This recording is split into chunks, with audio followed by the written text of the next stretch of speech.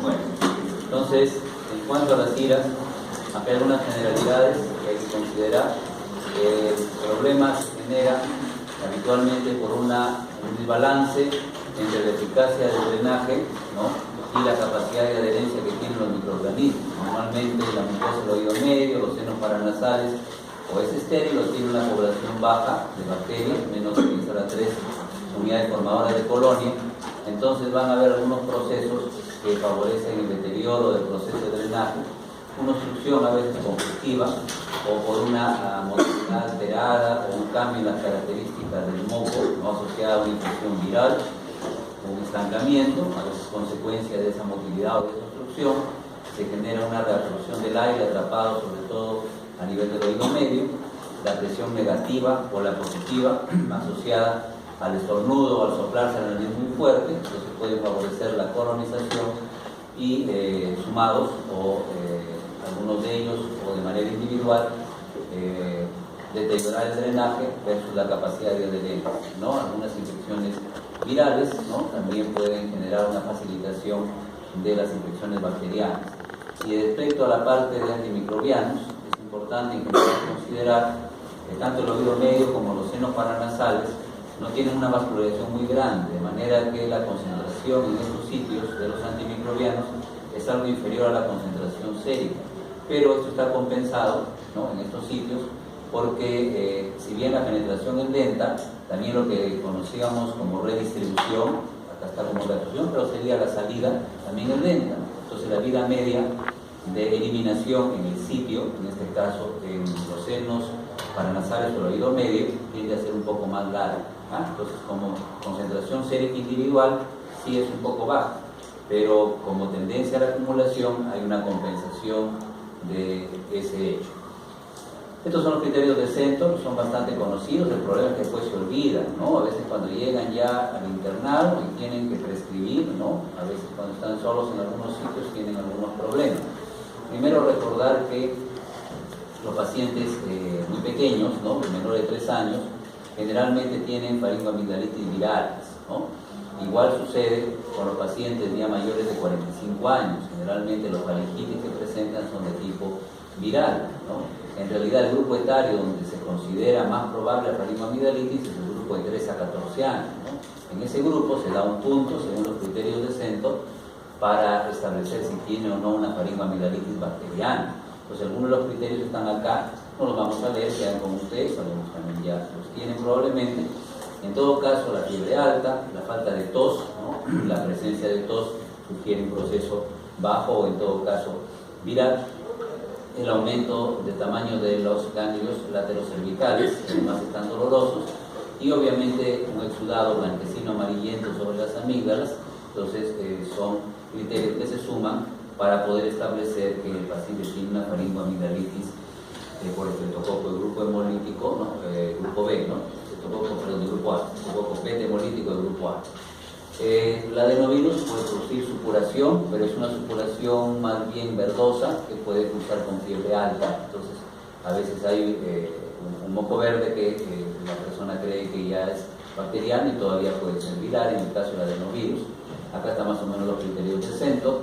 Hay algunas infecciones severas, muy raras por cierto, pero posibles por bacterias anaerobias, incluso Bacterium necrophorum, ¿no?, produce un absceso que hay que drenar, ¿no?, y que se ubica cerca al territorio de la vena yugular, ¿no?, incluso puede comprometer a esta. Entonces es un cuadro particularmente severo, pero poco frecuente. Y un dato, el hecho de que un cultivo negativo después de un hisopado faríngeo no descarta que el paciente sea portador de estreptococcus pyogenes, ¿no?, y que pueda desarrollar luego la faringoamigdalitis o alguna complicación reumática. En cuanto al tratamiento, debe ser precoz, dentro de las 24 horas de diagnóstico. Eso, como dice acá, disminuye la duración, reduce la posibilidad de contagio y que se vaya a generar alguna complicación. Fármaco de primera línea, la penicilina G. Muchas veces con el objetivo de cumplir, ¿no?, con el tratamiento, garantizar el cumplimiento, se coloca penicilina benzatínica intramuscular. Puede ser, el problema es que las concentraciones son bajas y entonces la erradicación del agente no es tan rápida como quisiéramos, ¿no? aún siendo sensible en general el Streptococcus pyogenes a la penicilina G benzatínica, recordar que tiene una biodisponibilidad escasa, una duración de 26 días, pero su hidrosolubilidad del 0,05% hace de que las concentraciones séricas sean escasas también, y eso genera un retardo en la curación. La fenoximetilpenicilina sería más conveniente, va por vía oral, es una suspensión, viene en tabletas, es la forma oral de la penicilina G, y si no, se puede dar pues amoxicilina oral. Es equivalente, recordarán por un cuadro que vimos la semana pasada en términos de eficacia contra el Streptococcus pyogenes con las penicilinas naturales. Ciertamente no es lo más racional en términos de resistencia, porque podría usarse solamente penicilina G y no una de espectro ampliado, pero es una de las alternativas. Cuando se quiere garantizar una erradicación un poco más rápida, en particular que la que produce las penicilinas, se usa cefaloxil. Las cefalosporinas de primera generación, al tener acción en otros tipos de PBPs, pueden garantizar una erradicación un poco mayor, ¿no? Y una velocidad de curación también, y una tasa de curación también un poco más alta, ¿no? Por el tipo de PBP sobre la cual actúa. Para los alérgicos todos sabemos que se llama acrólido, basta con eritromicina, podría ser claritro, ¿no? Pero es suficiente litro que es costo-beneficio apropiado, y hay sensibilidad adecuada también de piógenes. Estos fármacos tienen baja actividad y además tienen más efectos adversos. Se abusa mucho el cotrimoxazol, no es más eficaz que los fármacos mencionados, ¿no? Las tetraciclinas tienen el problema de los múltiples efectos adversos, y algo mencionamos la semana pasada respecto a los niños no gestantes y los problemas de síndrome de Fanconi, de hipertensión intracraniana, de fotosensibilidad, de alteraciones óseas o dentarias, ¿no? Entonces las tetraciclinas no son medicamentos muy seguros, además dolor abdominal, cierto riesgo de hepatotoxicidad, no las hacen de primera línea. El clonazepam deprime la médula ósea, un fármaco en general alternativo, ¿ya? No debe considerarse para casi ninguna infección, excepto las infecciones por anaerobios de la cavidad abdominal, como un fármaco que pudiera aplicarse. Entonces esta está fuera de línea. En 48 horas debe estar mejor, si no hay que pensar que no es el piógenes, o que hay algún agente o algún problema por alguna inmunosupresión que está favoreciendo un absceso, lo cual en general es raro. En cuanto a lo que se refiere a la otitis media, ¿no? La otitis media hay que identificarla habitualmente, lo que debería hacerse con una otoscopía para ver una distensión con enrojecimiento o en su defecto una opacidad con parálisis de la membrana timpánica. Entonces esa es como una regla digamos de oro en otitis media. Sin embargo, no siempre se puede hacer en los pacientes pediátricos pequeños, no hay siempre la habilidad para usar el otoscopio, y el niño pues se mueve como loco a veces. Entonces hay que partir de criterios donde el dolor y la fiebre alta pueden ayudar a considerar que sea un problema de otitis media. Pero lo que nos va a decir si usamos un antimicrobiano, ¿no? con precisión o con más claridad, son estos datos de distensión, enrojecimiento o parálisis y opacidad de la membrana timpánica, ¿no? Entonces, en caso de que esto se constate y un tratamiento es inmediato, ya nos han dicho algunos compañeros, se usan dosis altas de amoxicilina. ¿Por qué dosis altas de amoxicilina? Porque pretendemos saturar las PBP del estreptococo pneumoniae. Los niños, ustedes saben, esto es una enfermedad más propia de niños o adolescentes, están vacunados para hemófilos influenza tipo B en la actualidad. Entonces, como están vacunados, y el hemófilos influenza no es un agente muy importante, pero el neumococo sí puede convertirse todavía en un problema. Moraxela podría ser otro problema, pero la severidad de moraxela es menor. Preocupa el neumococo y el hemófilos. De modo que la amoxicilina a dosis altas pretende 80-100 miligramos por kilo por día, ¿no? Esto puede administrarse cada 8 horas. Tienen que ponerse al tanto de las dosis para el taller del día sábado, ¿no? Entonces, estas dosis altas saturan las PBPs, tanto las susceptibles como las no susceptibles, y podrían mejorar un poco la eficacia del tratamiento. Más o menos esa es la idea.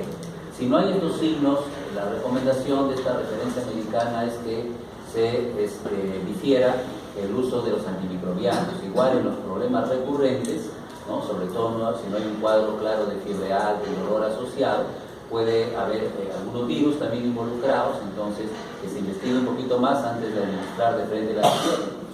Y cuando se comprueba que la otitis es resistente, entonces hay una secuencia de medicamentos, que ustedes lo ven ahí, amoxicilina, clavulanato, si es que el paciente no está vacunado para Haemophilus influenza, porque contra el neumococo esto no va a mejorar el tratamiento. Esta eficacia mejorada del inhibidor de beta-lactamasa es para el Haemophilus influenza. Otra alternativa es la cefuroxima, ¿no? Cefalosporina de segunda, está la dosis, ¿no? Que pueden ser 2 veces al día, como dice acá por vía oral. Hay parenteral, pero generalmente no se justifica, el costo es mucho más alto que el de la ceftriaxona y la cobertura y la eficacia inferior.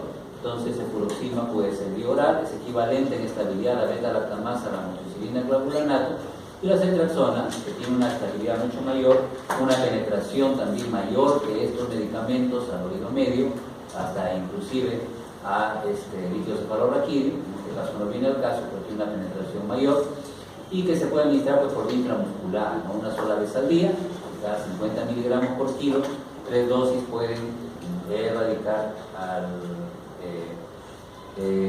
los agentes de la otitis resistente. Entonces, ahí están los agentes que lo producen, el 50% de los casos son uno de estos dos. La moraxela es un poco más rara, la E. coli en un recién nacido no es habitual en un paciente adulto, estamos hablando de otitis media aguda. En la crónica la etiología es otra, ¿no? Estafilococcus, pseudomonas, enterobacterias, por ahí anaerobios. El tratamiento de la OMA, entonces, el problema es que puede haber resistencia, ¿no? Del Streptococcus pneumoniae, ese es el problema que más preocupa. Por otro lado, la curación espontánea es más probable que se produzca con moraxela, un poco menos probable con Haemophilus y más raro con neumococo. Entonces, por eso les decía que lo que preocupa es el neumococo. Los fármacos que tienen una biodisponibilidad oral, no estamos hablando de concentración en el oído, sino de absorción, son las aminopenicilinas, particularmente la amoxicilina, ¿no? Que tenemos alrededor de un 70-80% de biodisponibilidad, y levofloxacino, que puede estar entre 80 y 90% de biodisponibilidad. La quinolona puede ser eficaz, ¿no? Tiene baja resistencia al neumococo, a la levofloxacina, puede ser un neumococo resistente a amoxicilina, pero sensible a la levofloxacina, ¿no? O a la ceftriaxona. Entonces es una ventaja que tiene la levo, ¿no? Que no tiene el mismo nivel de resistencia que las aminopenicilinas. El tiempo de tratamiento, el cotrimoxazol es un fármaco alternativo, no es de primera línea. La cefuroxima ya vimos para los casos resistentes, equivalente a la amoxicilina, clavulanato, y la citromicina, que a veces se prescribe, ¿no? Debería tratar de usarse poco, porque en general tiene menos actividad que otras infecciones respiratorias, ¿no? La penetración no es tan buena, y al ser un bacteriostático no es superior a las aminopenicilinas, a la cefuroxima o a la amoxicilina clavulanato. En un cuadro crónico hay que hacer un tratamiento tópico, ¿no? Y acompañado de un manejo sistémico, ¿no? Entonces el tratamiento tópico incluye corticoides, ¿no? Polimixina, neomicina, ¿no? Que son antibióticos bactericidas, es un aminoglucósido, ¿no? Este es un antimicrobiano que actúa a nivel de membrana celular. Entonces se suman los efectos y pueden conseguir erradicar a estos agentes, ¿no? El amoxicilina clavulanato, la citrofloxacina, la clindamicina, como fármacos que puedan cubrir a las enterobacterias y a los anaerobios. No olviden que amoxicilina clavulanato mejora con el clavulanato, lo dijimos también la semana pasada, la eficacia contra anaerobios como el bacteroides, tiene actividad contra enterobacterias, no la pseudomonas aeruginosa, y también el agregar clavulanato le mejora un poco, aunque no sea de primera línea, su actividad contra estafilo, ¿no? Estafilo meticilino sensible. Si no, pues combinación, ¿no? El antienterobacterias con el antianaerobio, ¿no? Que además en este caso ya sabemos que es anticoccus gram positivos. Este cuadro, entonces, es un flujograma, ¿no? De una referencia española que nos muestra que la otorrea en cualquier edad, ¿no? Muestra diagnóstico de otitis media aguda. Y si es una otitis media aguda, porque hay otorrea, ¿no? Entonces secreción purulenta a través del oído, entonces hay que tener en cuenta la edad para ver cómo lo vamos a manejar. El problema es cuando no hay otorrea. Entonces el patrón de oro, como ven ustedes acá, es visualizar el tímpano abombado y rojo, ¿no? El problema es que a veces no se puede, eso es, o es muy difícil, o pues hay que tratar de sedar un poco al niño, generalmente es una enfermedad de niño, para que se deje visualizar. Y lo otro, la experiencia del que hace la otoscopía, tiene miedo a veces de meter el otoscopio y lesionar el oído, ¿no? Entonces se requiere práctica en eso, ¿no? Eso sí es la parte procedimental. Bueno, si está rojo, entonces el niño llora, ¿no? De manera intensa, tiene un notalgia importante, es un lactante, es un niño pequeño. Entonces, si esto es así, ¿no? Y el tímpano está rojo, pues es una OMA confirmada. Y considerando que es un niño menor de 2 años, en particular menor de 6 meses de cada tratamiento, el fármaco de elección se sugiere que sea amoxicilina ácido clavulánico, ¿no? Porque a veces el niño muy pequeño, a veces todavía no está vacunado para el hemófilus, y si se ha vacunado recientemente podría ser solo amoxicilina dosis alta, ¿no? Si ya tiene una vacuna, hace un mes, 2 meses, podría ser solo amoxicilina, pero hay que dar tratamiento antimicrobiano. Si no tiene el cuadro de notalgia, fiebre alta, la OMA es probable. Entonces, si está acompañada de una infección respiratoria alta, se confirma la OMA, y otra vez el criterio de la edad, sobre todo los menores de 2 años, es lo que el grupo etario que en general recibe tratamiento antimicrobiano. Si el paciente no tiene el tímpano abombado rojo, entonces, sin embargo, tiene el problema del llanto, es un lactante, tiene fiebre alta, entonces otra vez la OMA es probable, hay que valorar el antecedente de infección respiratoria alta y considerar lo que acabamos de decir. Y si no tiene notalgia ni llora de manera intensa, puede ser que sea otra cosa. Entonces hay que hacer un manejo expectante, hay que darle un sintomático, ¿no? Y esperar a ver su evolución. El sintomático generalmente es paracetamol. Si la OMA es probable y no ha tenido un antecedente de infección respiratoria alta, entonces también hay que hacer un manejo expectante y reevaluarlo en 48 horas, ¿no?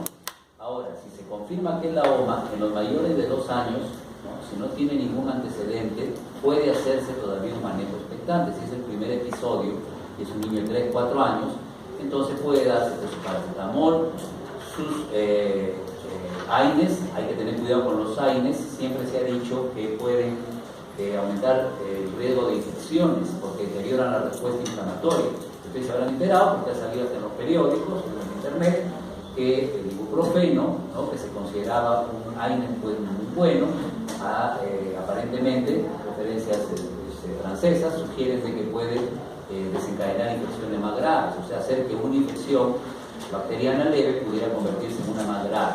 Entonces, la sugerencia, hasta que eso se discrimine bien, sería paracetamol, ¿no? Sería paracetamol, ¿no? Entonces, como un analgésico sin antibiótico, si el niño mejora, no pasó nada, ¿no? Ahora, si ha tenido episodios previos, antimicrobiano, ¿no? El diagnóstico es en un niño menor de 2 años, antimicrobiano. Generalmente la amoxicilina dosis altas. Si la evolución no es buena, hay que pensar en amoxicilina clavulanato, y si no hay respuesta a la amoxicilina clavulanato, ¿no? Entonces ya la alternativa sería ceftriaxona. Es lo mismo que decía este cuadro, ¿no? Más o menos esa es la secuencia en la parte inferior para la otitis resistente. Pero el flujograma, como ven ustedes que podríamos adaptarlo, es el que está descrito acá. En el caso de que a pesar de la ceftriaxona haya fracaso en el tratamiento, que puede suceder, no es frecuente, es más bien raro, entonces ya requiere un cultivo, ¿no? Y una timpanocentesis, si es que el oído no está perforado ya, ¿no? Para hacer el cultivo y determinar cuál es el agente, o sea, algún otro agente extraño que no está respondiendo al antimicrobiano. Si después, empíricamente, si después de 48 a 72 horas de que se ha detectado que el tratamiento ha fallado, entonces el fármaco de primera línea debe ser amoxicilina clavulanato, pero podría ser, ¿no?, ceftriaxona. Ahora, ¿qué pasa si es alérgico, ¿no? Tipo 1, una hipersensibilidad tipo 1, shock anafiláctico, eso en algún momento por penicilinas, por amoxicilina? Entonces no podemos dar esta amoxicilina, y si es un shock anafiláctico no está recomendado tampoco dar ceftriaxona, porque si bien la reacción cruzada es de 1 en 10, ¿no? De cada 10 alérgicos a penicilina, 1 también es alérgico a cefalosporina, entonces la probabilidad es más baja, ¿no? Estamos ante una bronquitis, y si es ese niño el 1, va a tener que poner adrenalina, va a ser un lío. En todo caso, tienes como opción usar clindamicina. La alternativa es la clindamicina para ese tipo de pacientes. Entonces, la secuencia es la que hemos mencionado, está acá, ¿no? Amoxicilina primero, amoxicilina dosis altas con clavulanato, cefuroxima, que es equivalente a esto, ceftriaxona. Pero en el caso de que no se pudiera usar ceftriaxona, todavía te queda como un alternativo, no una primera línea, el uso de la clindamicina. Ahí están las dosis, les sugiero que vayan aprendiéndose un poco las dosis, vamos a enfatizar las dosis, ¿ya? Porque hemos visto que cuando llegan al internado tienen problemas para la prescripción. Y eso no está bien, pues, ¿no? No tenemos una garantía de que aquí al internado se acuerden, pero el practicarlo quizá les ayude a que lo recuerden con más facilidad. Y una sinusitis aguda, entonces hay que diferenciar aquella que no tiene criterios ni de duración ni de gravedad, seguramente es viral. Entonces no amerita tratamiento. Para hablar de criterios de duración, debe haber una rinorrea que dure 10 días o más. Y los criterios de gravedad, que tenga fiebre alta, 39 grados por lo menos, 2 durante el día, durante más de 3 días, y una cefalea intensa con afectación del estado general, ¿no? Entonces, con estos criterios de gravedad de la rinorrea, a veces inclusive purulenta, lo cual ya nos está hablando de un cuadro bacteriano, con fiebre alta, con dolor de cabeza intenso, ¿no? Entonces, es más probable que sea bacteriano, más probable, porque hay un 30% todavía de posibilidades de que sea estéril, ¿no? O que sea un virus. De los otros agentes son los mismos que producen la otitis. Entonces el manejo va a ser parecido. Hay algunos un poco más raros, ¿no? Pero los habituales son estos de acá. Si hay una dentadura en mal estado y se ha producido una sinusitis a nivel del seno maxilar, obviamente va a ser anaerobio, muy probablemente ya cambia la cosa. Y las que son prolongadas o crónicas pueden ser simplemente drenaje de un líquido inflamatorio, a veces sanguinolento, ¿no? O puede ser un estafilococo, a veces un anaerobio que es difícil realmente de erradicar y los tratamientos se vuelven muy prolongados y molestos. Entonces, en la aguda, generalmente es por resfriado, ¿no? Ahí están los agentes. En niños puede ser Streptococcus pyogenes, en esos niños de 3 años, 4 años, ¿no? Pequeños, puede ser pyogenes. En gente más grande, neumococo, hemófilus, cuando dura, muchos cuando se prolonga, es posible que la clamidófila neumonía esté involucrada en atípico y esto podría manejarse con un macrólido o podría requerir leo, ¿no? Para poder erradicarlo. Con los beta-lactámicos no se va a ir, ¿no? Así se hace en personas. Los inmunosuprimidos que tienen sondas, entonces que están en los hospitales ahí con su sonda nasogástrica o nasotraqueal, entonces ya son agentes del hospital más peligrosos. Y las crónicas son polimicrobianas y hasta hongos puede haber. Entonces el tratamiento de la aguda es el amoxicilina clavulanato, es la cefuroxima. Los macrólidos acá son un poco más eficaces y tienen un mayor lugar que en la otitis porque puede ser clamidófila, que responde a la citromicina. Si el paciente no mejora con la terapia inicial, puede considerarse ceftriaxona, ¿no? Igual que sucede en una OMA. Y si está inmunodeprimido, entonces acá están los fármacos que hay que considerar pensando en el estafilo, meticilino resistente y pensando en una pseudomonas aeruginosa. Puede ser también una quinolona. La crónica tiene baja eficacia en antimicrobianos, son terapias de combinación, linamaldebo, por ejemplo, y una fotelicina a veces endovenosa para el aspergillus, ¿no? Entonces es un problema que no vamos a discutir mayormente. Algunos de los fármacos con sus dosis y hasta su costo, y una referencia americana, ¿no? Penicilina y macrólidos, ¿no? Y el cotrimoxazol para el tratamiento de la sinusitis. Acá están algunos agentes, ¿no? Usados, uso americano, en el tratamiento de la sinusitis. En cuanto a la neumonía, estos son los factores un poco de defensa, que quedan un poco ahí, no vamos a comentar mucho sobre eso, creo que no viene mucho al caso. La valoración de CUR, que ustedes conocen, ahí está la CUR sin considerar la edad, el CUR 65, que es el más usado, ¿no? Trastorno de conciencia, aumento de la urea, la taquimia, la presión arterial, y la edad que da otro punto para el CUR 65. Y como saben ustedes, de acuerdo al puntaje, se establece la severidad del cuadro y el tipo de tratamiento que se va a hacer, ¿no? Y el tipo de tratamiento que se va a hacer, perdón. Díganme. Entonces, aquí tenemos nosotros los de bajo riesgo, ¿no? Que se puede tratar ambulatoriamente, los que ameritan una hospitalización en piso y los que ameritan una hospitalización en UCI, ¿no? Que tienen un puntaje máximo con la tasa de mortalidad. Es una valoración relativamente sencilla y rápida para ver cómo se va a manejar. Esta es la escala de Fine, escala más completa, ¿no? Que valora la edad, que le quita 10 años a la mujer, ¿no? En términos de fortaleza fisiológica, entonces se le quita 10 años y su puntaje obviamente entonces es mejor que el del hombre, su pronóstico también es un poco mejor. Las enfermedades coexistentes, las alteraciones de las constantes fisiológicas y las modificaciones de laboratorio para establecer puntajes, ¿no? Y en base a ello la mortalidad, igual la necesidad a veces de hospitalizar en piso o en UCI. Estos son algunos criterios para una neumonía severa adquirida en la comunidad, ¿no? Está la frecuencia respiratoria, el PAFI, infiltrados multilobales, lo que a veces se llama bronconeumonía, alteración de conciencia, uremia, leucopenia, hipotermia, hipotensión que requiere aporte de bolos de cristaloides para resucitar al paciente, y los criterios mayores que son la necesidad de ventilación mecánica o un shock séptico que necesita para ser revertido, el uso de noradrenalina, el uso de dopamina, que son vasopresores. En cuanto a la etiología de la neumonía adquirida en la comunidad, todos los agentes más frecuentes, y de acuerdo a eso es el manejo. Como el neumococo es el más frecuente, siempre hay que pensar en él. En los pacientes que se manejan ambulatorios, en general micoplasma también puede ser frecuente, entonces muchas veces, de acuerdo a la severidad del cuadro, se plantea, por ejemplo, usar un beta-lactámico más un macrólido, pero una quinolona respiratoria como levofloxacino también cubrirá los dos, entonces podría ser otra alternativa que es una de las que se usan con más frecuencia, ¿no?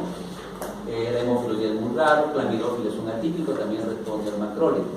En los pacientes hospitalizados que están más graves y que no requieren, sin embargo, la unidad de cuidados intensivos, entonces pueden haber aspiraciones, hay factores de riesgo para ello, ¿no? Pacientes, por ejemplo, alcohólicos pueden aspirarse, y pacientes con trastornos de conciencia, ¿no? Que pueden involucrarse, ¿no? Pacientes que usan ventilaciones o que son que se hacen nebulizaciones, por ahí entra la legionela, y los pacientes que están en la unidad de cuidados intensivos porque tienen un cuadro muy severo. Entonces, aparte del neumococo, el estafilo es un agente importante, la Klebsiella pneumoniae. Si en el cuadro del paciente el agravamiento fue muy rápido, en 24 horas de lo que estaba más o menos comprometido se pone muy tóxico, es un cuadro muy severo, insuficiencia respiratoria con cianosis, con tirajes, en un curso bien acelerado, peor si hay derrame pleural, ¿no? Con mayor razón si hay derrame pleural, y si una radiografía muestra neumatoceles o zonas de necrosis, pues es estafilococo, ¿no? Y Klebsiella también por ahí debe considerarse como uno de los agentes. Estos cuadros particularmente severos, ¿no? Entonces la terapia antimicrobiana de acuerdo al patógeno, para el neumococo, que es el más frecuente, vamos a detenernos un poquito más, en el resto lo vamos a dejar ahí, ya le damos una revisada con más de calma. El neumococo entonces hay que diferenciar dos tipos, ¿no? El que es sensible a la penicilina y el que es resistente a la penicilina. Para el primero, como ven, se usa penicilina G sódica, ¿no? Administrando millones o administrándola como procaínica, ¿no? No puede usarse benzatínica y prednisólica también, o si no, amoxicilina a dosis altas. Como es sensible a la penicilina, la alternativa puede ser un macrólido. Pero deben fijarse ustedes con toda claridad que si es resistente a la penicilina, hay que usar una ciclopolina tercera o levofloxacina. No dice acá para nada macrólido. Entonces, para un neumococo resistente a la penicilina, no va a servir la acetromicina ni la claritromicina. Acá o es ceftriaxona o es levofloxacina, ¿no? Y la alternativa, y así la tasa de resistencia pudiera ser más alta, es un neumococo multiresistente, pudiera que sería vancomicina, ¿no? Bueno, en hemófilus solamente discriminar que aquí sí puede servir la amoxicilina clavulanato, también la ceftriaxona es más estable a beta-lactamasas, o la levofloxacina. Los atípicos, ¿no? Los gérmenes llamados atípicos, los macrólidos son de primera línea, la tetracyclina también va bien, pero ya lo hemos cuestionado bastante y puede ser levofloxacina, ¿no? Algo parecido para la legionela, que es más bien rara. En las enterobacterias hay que considerar sobre todo a Klebsiella pneumoniae, ¿no? Entonces, la cefalosporina tercera generación, estamos hablando de NACA, neumonía adquirida en la comunidad, porque si es una productora de BLES, que puede ser de la comunidad, pero va a ser más propiamente el hospital, eso es otra cosa, entonces hay que usar un carbapenem o hay que usar piperacilina tazobactam, ¿no? Entonces eso sería la elección. Pero para una que es de la comunidad, una enterobacteria de la comunidad, podría servir una cefalosporina tercera. Por ahí capaz una de cuarta, si se quiere un poco más de eficacia, pero ya el costo aumenta bastante. Y en pseudomonas aeruginosa, un beta-lactámico antiseudomónico. Ceftazinima normalmente va bien para lo de la comunidad, cefepime mejor para si es del hospital, una quinolona o la amicacina. Gentamicina no es tan eficaz, mucho uso de gente a veces y menos, más riesgo de resistencia que con amicacina, ¿no? Por acá hay algunas combinaciones. Y el estafilo, diferenciar su susceptibilidad. Como la neumonía puede ser un cuadro muy grave que lo lleve a la UCI, obligatorio vas a tener que comenzar con amicacina, porque al ser un cuadro grave no puedes empezar con cefazolina o con oxacilina, porque si es meticilino resistente no le va a hacer nada de esto, y cuando quieras cambiar es